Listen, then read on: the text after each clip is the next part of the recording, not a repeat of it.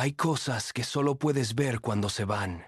La última vez que tu hijo se fue a la cama pidiéndote que le leyeras un cuento. No lo supiste en el momento. No hubo despedida. Simplemente un día dejó de pedirlo, y tú seguiste adelante. Y solo mucho después, un día cualquiera, te diste cuenta de que eso ya no volvería. Y esa sensación que te vino entonces, esa mezcla de ternura y de algo que duele suavemente, no tiene nombre exacto en español, pero en japonés sí lo tiene. Tiene nombre y tiene siglos de historia. Y hoy vamos a explorar esa palabra juntos, porque creo que cuando la conozcas algo va a cambiar en la forma en que miras tu propia vida. Suscríbete a este canal si alguna vez has mirado atrás y has sentido esa melancolía suave de algo que ya no vuelve. Aquí le damos nombre y le damos sentido. Piensa en la última vez que viste algo hermoso que sabías que no duraría. Una puesta de sol que fue cambiando de color mientras mirabas. El verano con la familia cuando los niños todavía eran pequeños. Un período de tu vida en que las cosas estaban bien y lo sabías, y aún así no podías retenerlo. Esas flores del jardín que aguantan 2 semanas en primavera y luego se van. ¿Qué sientes cuando piensas en eso ahora? ¿Tristeza? ¿Nostalgia? Algo que no encaja del todo en ninguna de esas palabras. Hay una diferencia entre la tristeza que paraliza y la melancolía que abre. La primera te ancla en el pasado y te dice que el presente no vale porque lo mejor ya fue. La segunda te hace más consciente de lo que tienes mientras lo tienes. En japonés entienden muy bien esa diferencia. En Occidente la hemos borrado. Hoy en Mente Quieta exploramos el mono no aware, un concepto que lleva siglos en el corazón de la cultura japonesa y que, cuando lo entiendes de verdad, te da un instrumento nuevo para relacionarte con el tiempo, con las personas que quieres y con tu propia historia. En los episodios anteriores hemos hablado del Wu Wei, esa quietud activa del taoísmo que consiste en fluir en lugar de forzar. Hemos explorado el wabi-sabi y su invitación a encontrar belleza en lo imperfecto. Hemos entendido el kintsugi como una filosofía de las cicatrices. Cada uno de esos conceptos ha ido construyendo algo. Hoy añadimos una pieza que quizás sea la más cercana al hueso, porque toca directamente la relación con el paso del tiempo. Y el tiempo, a partir de cierta edad, deja de ser abstracto. Lo que aprenderás hoy no es una técnica de aceptación ni un método de mindfulness. Es algo más antiguo y más hondo. Es una forma de mirar que puede transformar la melancolía en una puerta en lugar de en una pared. La historia de este concepto empieza en el siglo XVIII con un hombre llamado Motori Norinaga. Norinaga era un estudioso japonés, médico de profesión y filósofo de vocación, nacido en 1730 en la ciudad de Matsusaka. Dedicó gran parte de su vida a estudiar la literatura japonesa clásica, especialmente la Genji Monogatari, la gran novela del siglo XI que muchos consideran la primera novela moderna de la historia. Y fue en esa lectura minuciosa, en ese diálogo con los textos más antiguos de su cultura, donde Norinaga encontró una cualidad que nadie había sabido nombrar con precisión. La llamó Mono no Aware. Mono significa cosas, mundo, objetos, en el sentido más amplio. Aware es mucho más difícil de traducir. En el japonés antiguo, aware era una exclamación que expresaba emoción ante la belleza o ante algo que conmueve profundamente. Con el tiempo fue adquiriendo matices de melancolía, de sensibilidad ante la fragilidad, de conmoción ante lo que pasa y ya no volverá. La traducción que más se acerca es algo como la patos de las cosas, la emoción que sienten las cosas, o mejor, la emoción que el mundo despierta en nosotros cuando somos sensibles a su carácter pasajero. No es tristeza, aunque puede tener tristeza. Es una apertura del corazón ante la belleza que sabe que es temporal. Es lo que sientes cuando miras algo precioso y hermoso, y en el mismo instante en que lo miras, sabes que no lo tendrás para siempre. El símbolo que mejor captura el mono no aware son los cerezos en flor, el hanami. Cada primavera en Japón, millones de personas salen a los parques y jardines a contemplar la floración de los cerezos. Se sientan bajo los árboles, llevan comida y sake, pasan horas mirando los pétalos. No es solo una tradición. Es un ritual filosófico que lleva siglos transmitiéndose sin que nadie necesite explicarlo. La belleza del cerezo japonés no está a pesar de que dure poco, sino precisamente porque dura poco. Un cerezo en flor tiene una vida de aproximadamente 2 semanas, a veces menos, si el viento es fuerte. Los japoneses lo saben y van a buscarlo sabiendo que se va. Y esa conciencia no arruina la experiencia, la hace más intensa, más presente, más real. Compara eso con nuestra relación con la belleza en Occidente. Queremos flores que duren todo el año. Queremos conservar los momentos en fotografías que luego no miramos. Queremos que los buenos periodos de la vida no terminen nunca. Y cuando terminan porque terminan, siempre sentimos que algo ha fallado, que hemos perdido algo que deberíamos haber podido guardar. ¿Te reconoces en eso? Hay una industria entera construida sobre esa resistencia a lo que pasa. La industria de la nostalgia nos vende el pasado como algo recuperable. Los anuncios de perfumes y de coches siempre prometen lo mismo. Volver a sentirte como entonces, como cuando eras joven, como cuando todo era posible. La industria del antienvejecimiento, que mueve cientos de miles de millones de euros al año, le dice a la gente de 40 y 50 y 60 años que la vejez es un error que corregir, una enfermedad que tratar, una derrota que evitar. Y yo entiendo el impulso. No lo juzgo. La muerte asusta, el deterioro asusta, la soledad que a veces viene con los años asusta. No quiero minimizar nada de eso. Pero hay una diferencia enorme entre cuidar el cuerpo porque lo quieres y luchar contra el tiempo porque le tienes terror. La primera actitud da energía, la segunda agota. Y la segunda, según la psicología del bienestar, está en la raíz de buena parte del sufrimiento de las personas en la segunda mitad de su vida. El mono no aware no es resignación. No te pide que te rindas. Te pide algo mucho más sutil y mucho más difícil, que te permitas sentir la belleza de lo que pasa mientras pasa. Voy a contarte algo que hizo Matsuo Basho, el gran poeta japonés del siglo XVII, considerado el maestro del haiku. Basho pasó la mayor parte de su vida adulta viajando. Caminaba por Japón durante meses, a veces años, y en sus viajes iba escribiendo poemas que capturaban instantes, no narraciones, no reflexiones filosóficas largas, instantes. Un momento tan concreto y tan pequeño que cualquier otra persona lo habría ignorado. Su haiku más famoso, escrito alrededor de 1686, dice así en traducción aproximada: El viejo estanque. Una rana salta. El sonido del agua. 17 sílabas en japonés. Ese es el poema entero. Cuando lo lees por primera vez puedes pensar, ¿y qué? Una rana que salta al agua. ¿Qué tiene de extraordinario?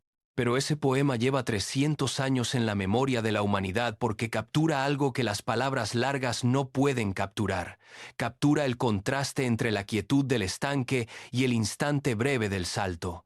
Captura cómo ese sonido, ese único sonido, rompe el silencio y luego el silencio vuelve. Y en ese regreso del silencio, en esa sensación de que algo ocurrió y ya pasó, está todo el mono no aware. El haiku es mono no aware hecho forma. Es la práctica de detenerse en el momento que pasa, nombrarlo y soltarlo. ¿Por qué nos cuesta tanto soltar?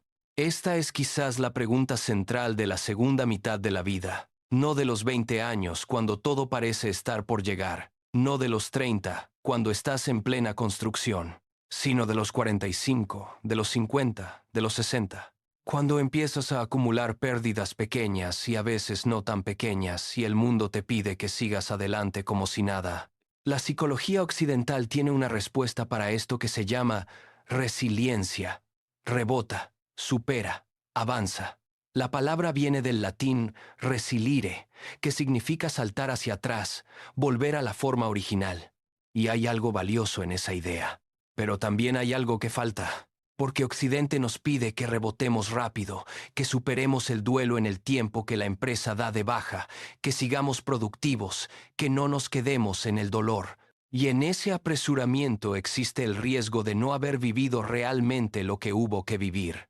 de haber pasado páginas sin haber leído el capítulo. El mono No Aware dice algo diferente.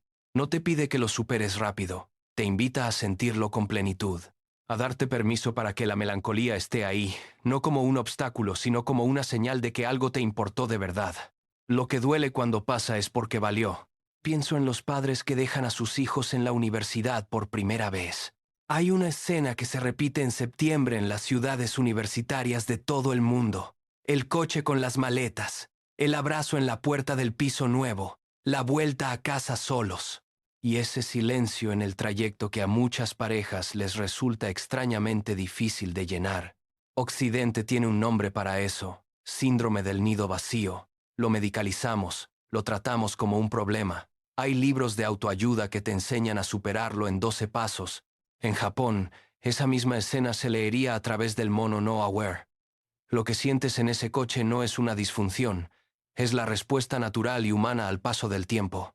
Es la conciencia de que una etapa preciosa, con sus dificultades y todo, ha terminado.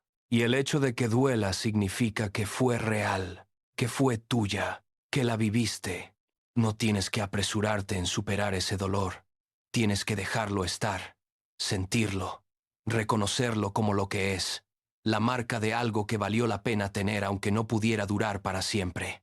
Lo mismo pasa con los padres que envejecen. Hay un momento que quienes lo han vivido reconocerán en que te das cuenta de que el rol ha cambiado, que ahora eres tú quien cuida, que esa persona que fue durante décadas la referencia, la autoridad, la que tenía las respuestas, ahora necesita que le ayudes a llegar al médico, o que le expliques cómo se usa el móvil, o simplemente que estés ahí porque los días son largos y la compañía importa mucho.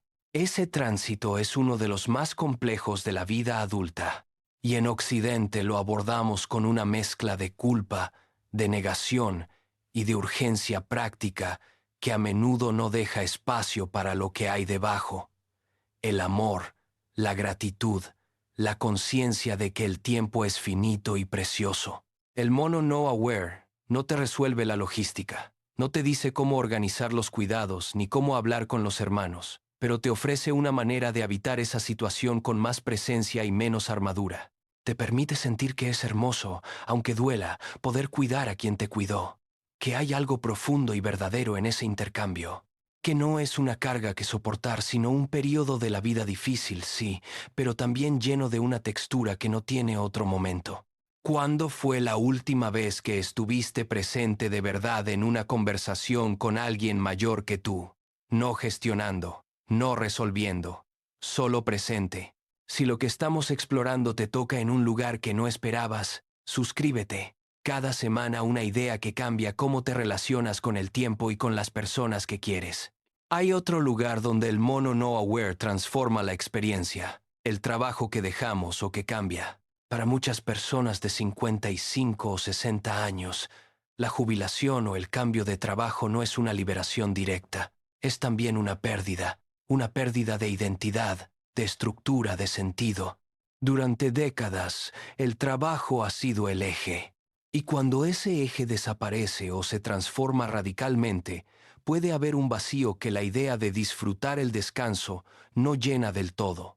En Occidente, se espera que eso sea un alivio, y puede serlo en parte. Pero si esa persona tiene algo parecido al mono No Aware, también sabe reconocer la tristeza legítima que viene de haber dejado algo que fue importante, que tuvo sus buenos momentos, que definió una parte de quién era. No hay contradicción entre estar contento de haber dejado algo y al mismo tiempo sentir que su ausencia tiene peso. Las dos cosas son ciertas a la vez, y poder sostener esa dualidad, sin forzar una de las dos para hacer desaparecer la otra, es exactamente lo que el mono No Aware te enseña a hacer. Quiero hablarte del haiku como práctica, no como forma literaria, como práctica de atención, como herramienta. El haiku clásico tiene 3 partes: una imagen de la naturaleza, un corte, una pausa, una observación humana o emocional que la primera imagen hace resonar de otra manera, y todo en 17 sílabas. La restricción es parte del ejercicio. No puedes explicar, solo puedes mostrar. Solo puedes señalar el instante y retirarte. No te propongo que te conviertas en poeta. Te propongo algo más pequeño. Esta semana, una vez al día, párate durante 30 segundos ante algo que normalmente pasarías de largo.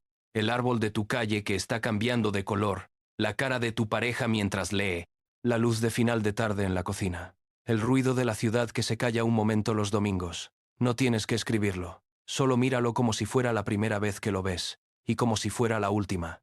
Eso es el espíritu del haiku. Eso es el mono no aware en acción. Hay un filósofo del siglo XX que entendió esto desde una perspectiva occidental y lo expresó con una claridad extraordinaria. Se llamaba Alan Watts, aunque llegaremos a él con más profundidad en el siguiente episodio. Pero hay una frase suya que viene aquí como anillo al dedo. Watts decía que la razón por la que la música nos conmueve es que las notas pasan, que si la música fuera eterna, si el sonido no terminara nunca, no habría música. Hay música precisamente porque hay silencio, porque cada nota termina y deja espacio a la siguiente, porque el final de la pieza es parte de la pieza. Y luego decía, ¿por qué no aplicamos eso a la vida? La razón por la que una tarde de verano con los niños en el jardín te parece tan preciosa ahora que la recuerdas es que terminó. La razón por la que ese amor del pasado te marcó es que no fue eterno. La razón por la que tu vida tiene el peso que tiene es que no va a durar para siempre. No como amenaza, como profundidad, como la diferencia entre una foto y un momento real. Y aquí llega la revelación que quiero que te lleves de hoy. El mono no aware no es una filosofía de resignación, es una filosofía de presencia radical. Cuando los japoneses contemplan los cerezos en flor, no están tristes de que se vayan, están más vivos de lo que estarían si los cerezos florecieran todo el año. La conciencia de la impermanencia no les roba el disfrute, se lo intensifica, porque saben que esto, ahora, es lo que hay, que este instante no volverá. Y esa conciencia, en lugar de angustiarles, les hace más atentos, más presentes, más capaces de recibir lo que la vida les da. Eso es lo contrario de lo que nos han enseñado en Occidente. Nos han dicho que pensar en la muerte y en el paso del tiempo es morboso, improductivo, deprimente, que hay que mantener una actitud positiva, mirar hacia adelante, enfocarse en las metas futuras. Y hay verdad en eso, claro que la hay. Pero cuando se convierte en una huida sistemática de la impermanencia, genera una especie de superficialidad emocional. Una incapacidad de estar del todo en lo que está pasando porque ya estamos pensando en lo siguiente. El mono no aware es el antídoto a esa huida. Es la invitación a aterrizar aquí, en este momento, en esta vida que pasa. No porque no haya futuro, sino porque el futuro que quieres vivir bien empieza siempre en el ahora. ¿Recuerdas la pregunta con la que empezamos? Hay cosas que solo puedes ver cuando se van. Los cerezos, los hijos que crecen, los padres que envejecen, el trabajo que termina, el amor que cambia de forma, la propia cara en el espejo que va guardando registros del tiempo.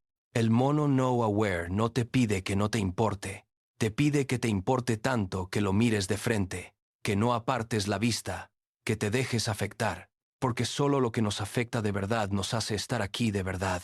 Y al final, ese es el único sitio desde el que se puede vivir algo que valga la pena.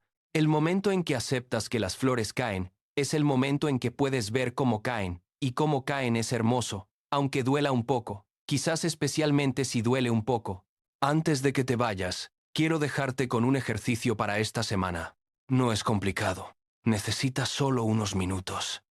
Elige un momento de tu semana, algo que ya tienes en tu rutina, no algo que tengas que añadir, y practica mirarlo como si fuera la última vez. El desayuno del domingo con tu familia, el paseo de la tarde, la llamada con tu madre o con tu hijo. No te pongas triste a propósito, solo mira con más atención. Nota los detalles que normalmente se te escapan, el sonido de las voces, la luz del lugar, la textura de ese momento. Y cuando termines, antes de pasar a lo siguiente, date un segundo para reconocer que eso que acabas de vivir ya forma parte del pasado y que por eso mismo fue real, que existió, que fue tuyo. Cuéntame en los comentarios, ¿Cuál es ese periodo o momento de tu vida del que ahora, mirando atrás, sientes esa mezcla de alegría y melancolía? No tienes que resolverlo, solo nombrarlo. A veces nombrar las cosas es el primer paso para relacionarse con ellas de otra manera. Y en el próximo episodio vamos a adentrarnos en territorio todavía más misterioso. Vamos a hablar de Zhuang Ji, el filósofo chino que soñó que era una mariposa, y al despertar no supo si era un hombre que había soñado ser mariposa o una mariposa que sueña ahora ser hombre. Una pregunta que parece un juego de palabras, pero que tiene el poder de cambiar completamente la manera en que entiendes quién eres. Nos vemos ahí.